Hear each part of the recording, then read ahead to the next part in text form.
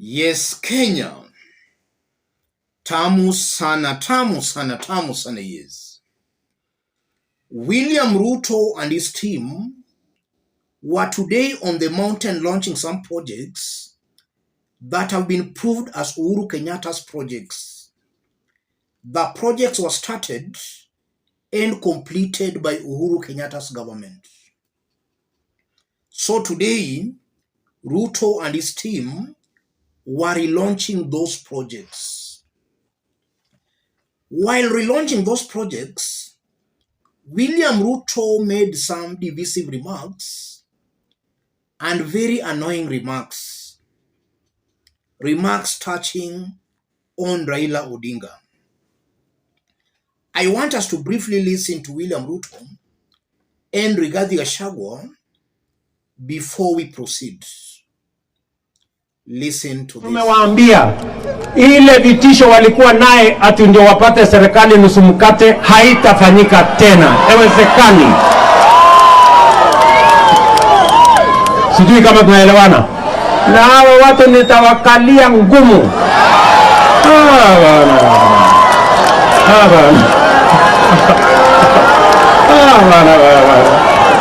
Na rais hapa, watu hapa Mlima Kenya walikuchagua wewe na wakakupatia kura zao zote. Wamesema kwa kauli moja mambo ya handshake hawataki. Unakataa handshake? Wangapi wanasema hakuna handshake, hakuna handshake, hakuna handshake? Rais wetu, wewe ni mchapakazi.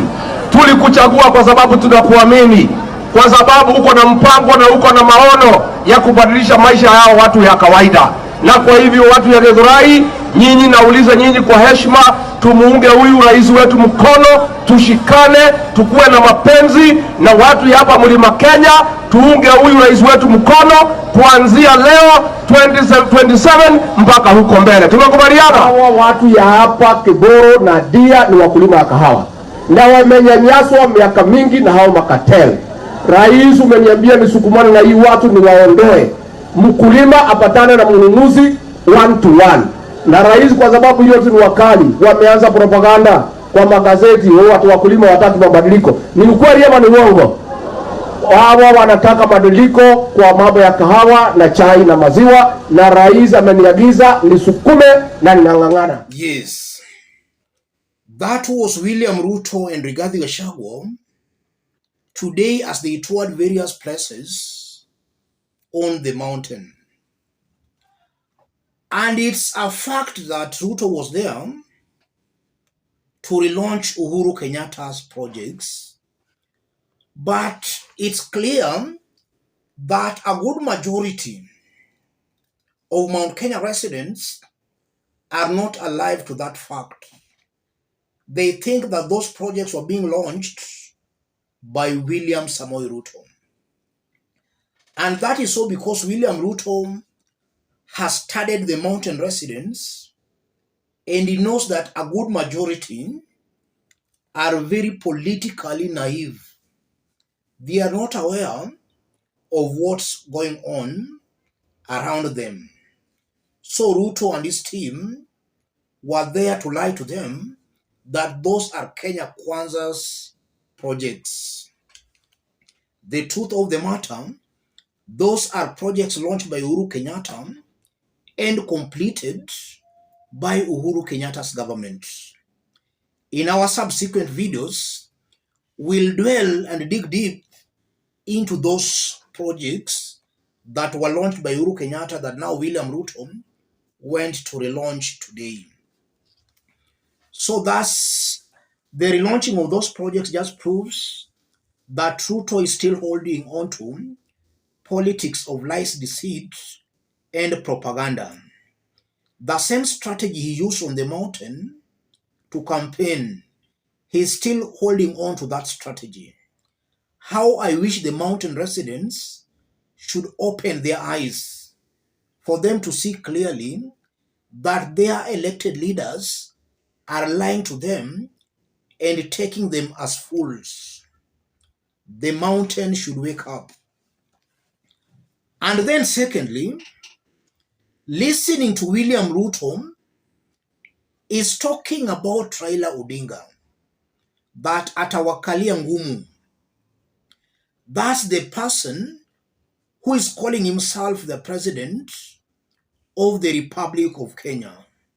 Somebody should be a symbol of national unity. But you are seeing any time he opens his mouth to talk, his remarks are always very divisive, not befitting a president, someone who should be a symbol of national unity. So you are seeing a disparate William Ruto, who instead of acting as a symbol of national unity, he is still exploiting the bad ethnic politics on the mountain.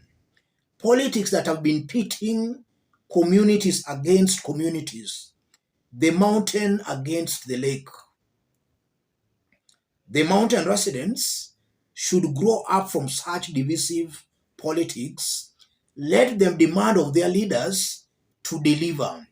It's not about Raila Odinga or about the Luo community. It's not even the issue of a handshake. Raila is on record saying clearly he is not interested in a handshake. Why is William Ruto and his team still continually referring to this whole thing of a handshake? Nobody is interested in that handshake. If anything, Raila Odinga, in my honest opinion, having a handshake with William Samoei Ruto, Raila is just going to finish or to kill his political brand. Ruto and his team are very unpopular on the ground, and any political leader who dare join hands with them, that's a leader killing his political career.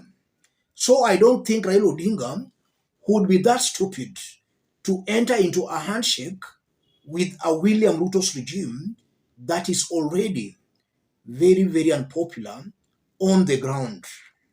I don't think Raila Odinga is that dumb. And also listening to William Samoei Ruto, it's a fact that William Ruto has started 2027 campaigns. A few days ago, he was at the coast and he has been traveling across the country. And now he's on the mountain. I know that from the mountain, he might decide to go to Rift Valley or to some other place. This is a man clearly campaigning for 2027. And that's also very unfortunate because in the about 10 months he has been in power, Ruto has delivered nothing. In fact, he has achieved zero. Instead of delivering what he promised Kenyans, he has already started 2027 campaigns. Kenyans should tell William Ruto to deliver on the 2022 promises he made to them. That's the message Kenyans should tell William Ruto as he hovers across the country campaigning for 2027. Listening to Rigathi 10 months down the line, he's still talking of some cartels. But Ruto amenipatia kazi, tunampenda na nitapambana na hawa cartels. 10 months down the line, Rigathi is still talking of some cartels. Who are these cartels that he has not been able to deal with in 10 months? With all the instruments of power, with all that, who are these cartels? Something tells me very strongly that the cartel Rigathi is referring to is the government. Is the government that is the cartel. But now that the government is being headed by Rigathi, by Ruto and Rigathi, there is no way Rigathi can actually deal with the cartels because the cartels is the government. Rigathi is part of the cartels. Ruto is also part of the cartels. So this is a team that are just playing on the psychology of Mount Kenya residents. There is no cartel in government other than the government, other than William Ruto and Rigathi. If coffee and tea sectors are not doing well on the mountain, the problem is the government. There is no cartel other than the government, ladies and gentlemen. That should also be made very clear to residents of the mountain, because it's coming out very clearly that they are really politically naive on these political antics and maneuvers by Kenya Kwanza. Let me stop it there, ladies and gentlemen. In case you are watching us, but you have not yet subscribed, subscribe, give this video a like. And to any other person watching us outside Kenya, drop a comment, let us know from which part of the globe you are watching us from. If possible, subscribe, give this video a like. Let's meet in our next analysis. Thank you. God bless you.